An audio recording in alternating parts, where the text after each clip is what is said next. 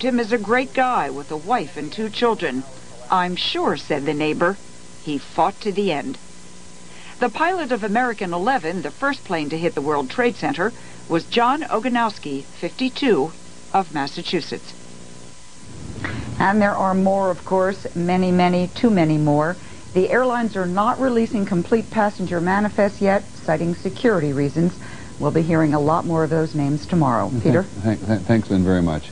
Giving personality and life, in essence, or personality to the people who were involved in these disasters today. And we'll run that piece again, I think, fairly soon now, because we've been so slow for all the obvious reasons and so unable to attach lives and personalities and families and connections to the people who have suffered and died in these instances. So that's a big step forward. Thanks very much, Lynn. Just 2 remarks quickly about that piece.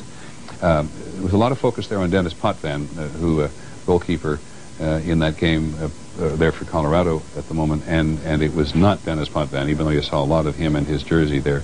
It was not Dennis Potvin we were talking about as a victim on one of those aircraft today. And ABC's Pierre Thomas, who covered the FBI and was the first person to raise with us here today the value of the passenger manifests in terms of trying to focus on the perpetrators of this themselves, has proven to be extremely valuable. You hear from Logan Air Base and from Boston tonight that the FBI is all over the airport, all over the car, all over a car that may have been used by the terrorists today in order to give personalities and connections to them as well. So the investigation inches forward. And for the country as a whole, I think some time ago, several hours ago, we ran a fairly lengthy piece which we had put together, which was just simply scenes of today. We take no pleasure in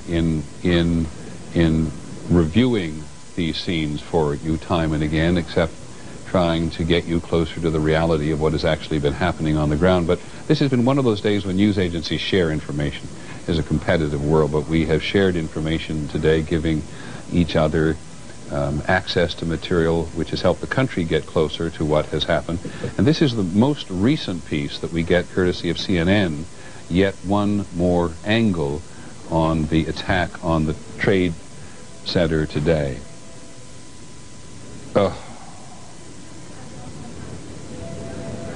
We have seen that earlier today from a freelance photographer who shot it down below. I must say this air marshal program is very much in existence in the Middle East. I think everybody who pays any attention to air travel knows that El Al, the Israeli airline, is one of the most secure airlines on which to fly.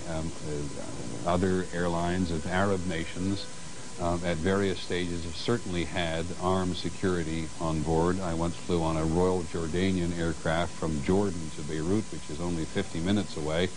Somebody made a flip observation about hijacking, and within seconds we all had semi-automatic weapons pointed at our heads by security officials who appeared from nowhere.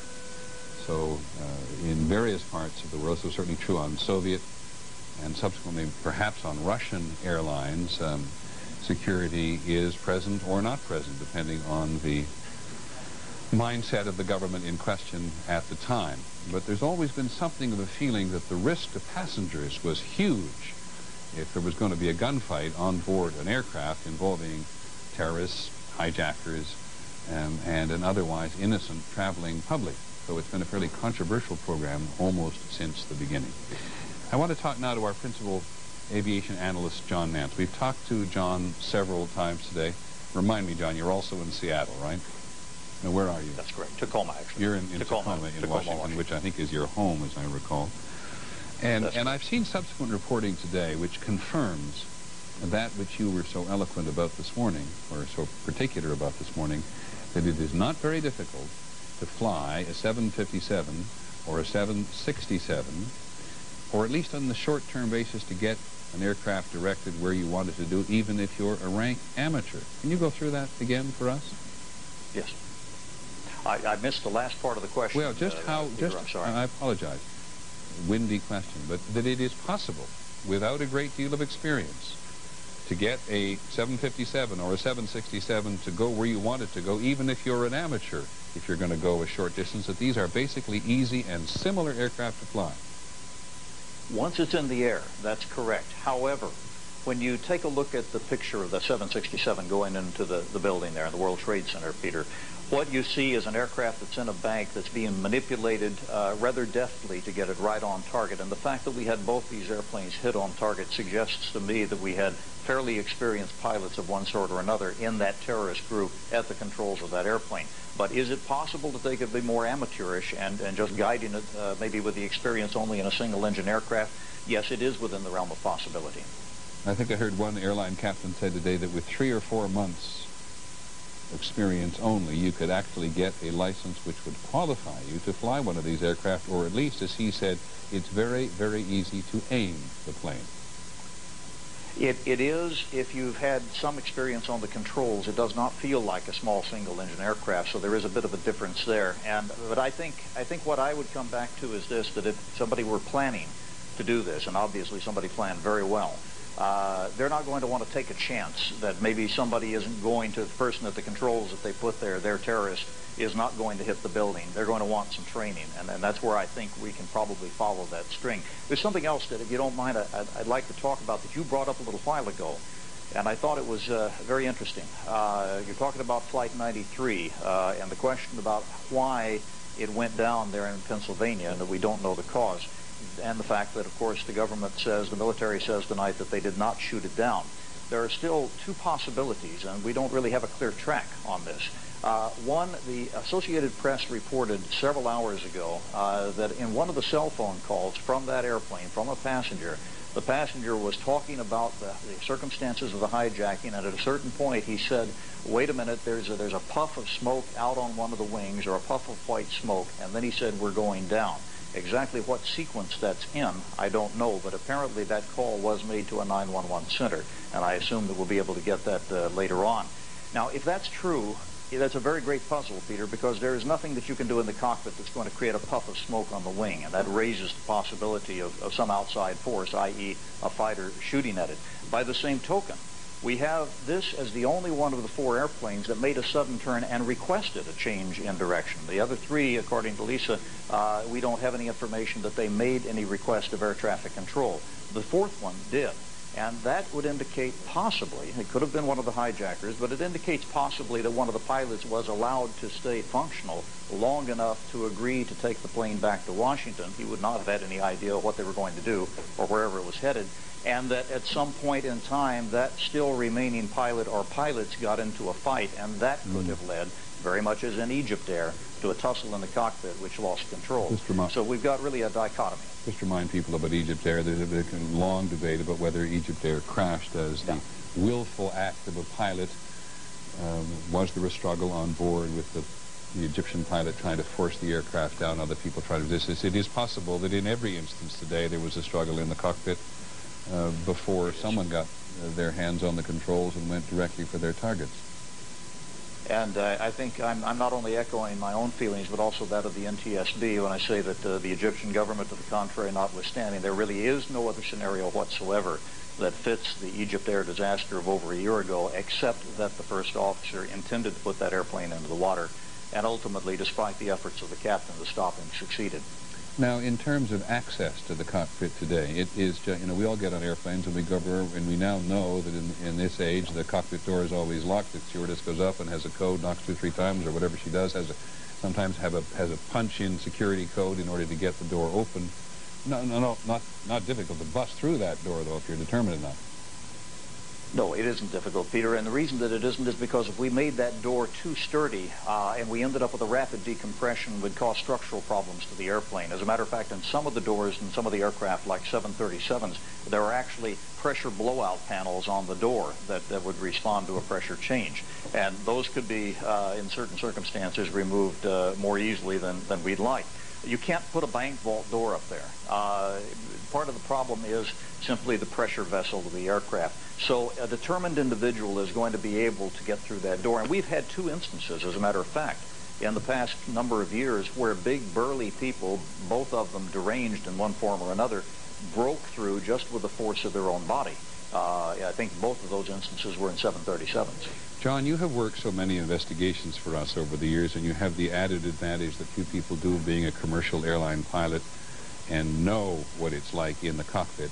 And in so many instances, we've actually resolved the issue of what has happened. Ultimately, we've learned what we really believe happened. What's your instinct about today? Are we ever going to learn what really happened on board those airplanes?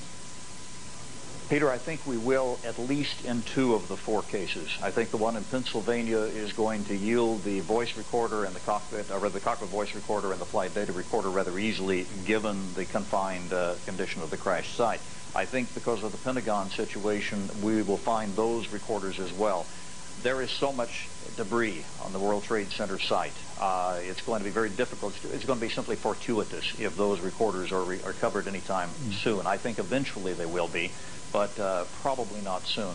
And when they are, they're able to withstand a tremendous amount of force and heat and all sorts of disastrous impacts. So I would say that we probably eventually will know precisely what went on in terms of voice in that cockpit and in all 4 cases. I apologize for the interruption. Does this apply to the cockpit voice recorder or just to the black box recorder which records the mechanical goings-on of the aircraft? Both, actually. They're both in the same location. They're powered the same way. They are in 2 separate orange boxes in the tail end of the airplane, and they both have the same degree of survivability. That was the question I wanted to answer. The cockpit voice recorder does have the same degree of survivability as do the black boxes, which have time and again revealed information about tragedies in the air. Not only that, Peter, but some of the later models are actually solid state. They don't even have any moving parts, and they can withstand, I believe it's up to 800 G-forces. Okay. John, anything you want to add at this particular point?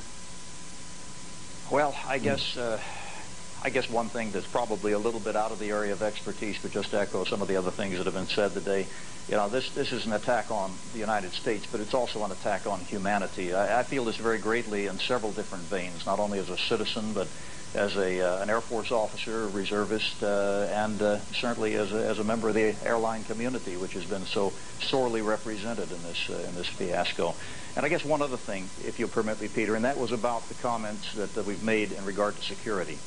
This is something that a lot of us have known about and quite frankly been very upset about for a long time, is that if we're going to have screening in our airports and we're going to make the pretense that this is going to be a useful thing, and we don't know whether or not they got through the screening or they plan to go through it or not.